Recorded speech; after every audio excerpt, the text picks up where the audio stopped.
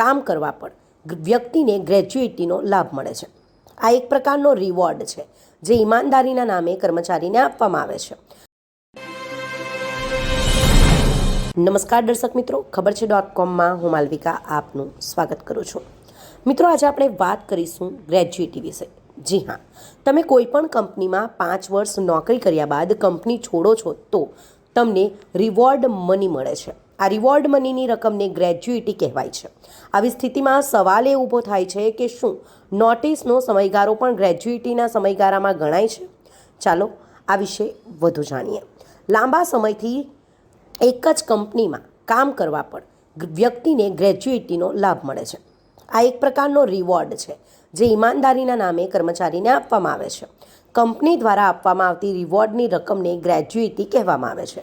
ગ્રેજ્યુઇટીનો લાભ એવા કર્મચારીઓને મળે છે જેઓ કંપનીમાં 5 વર્ષથી કામ કરી રહ્યા છે. જો તમે વર્ષ 2020માં કોઈ કંપનીમાં જોડાવો છો અને 5 વર્ષ પૂરા થયા પછી કંપની બદલો છો તો કંપની દ્વારા ગ્રેજ્યુઇટી મની આપવામાં આવે છે. જો તમે 2-3 વર્ષમાં કંપની બદલો છો તો તમને ગ્રેજ્યુઇટીનો લાભ નહીં મળે.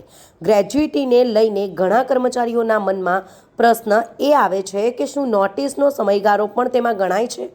આવો અમે તમને આ પ્રશ્નોના સાચા જવાબ આપીએ. હવે વાત કરીએ કે શું નોટિસનો સમયગાળો પણ ગણાય છે તેની. તો ગ્રેજ્યુઇટીના નિયમ મુજબ નોટિસનો સમયગાળો પણ નોકરીના સમયગાળામાં ગણાય છે. વાસ્તવમાં નોટિસના સમયગાળા દરમિયાન પણ કર્મચારી કંપનીને તેની સેવા આપી રહ્યો છે. આનો અર્થ એ થયો કે જો કોઈ કર્મચારી 4 વર્ષ અને 10 મહિના કામ કર્યા પછી નોકરી છોડે છે અને નોટિસ આપે છે અને 2 મહિનાની નોટિસ બજાવે છે તો તેને 5 વર્ષ ગણવામાં આવશે અને તે જ આધારે ગ્રેજ્યુઇટીની રકમ આપવામાં આવશે.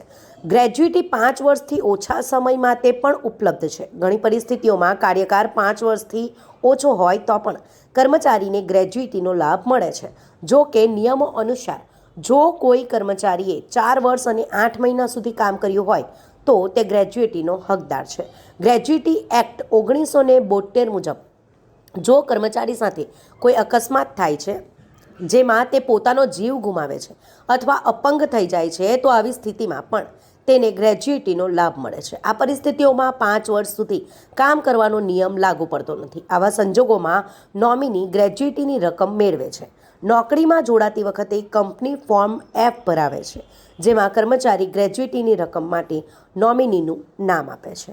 આમ જો તમે પણ કોઈ કંપનીમાં 5 વર્ષથી વધુ અથવા 4 વર્ષ અને 10 મહિના જેટલી નોકરી કરી છે તો તમે ગ્રેજ્યુઇટીના હકદાર થઈ શકો છો. તેના નિયમો અનુસાર જે નિયમ લાગુ પડતો હોય એ મુજબ તમે ગ્રેજ્યુઇટી માંગી શકો છો અને તેના હકદાર થઈ શકો છો.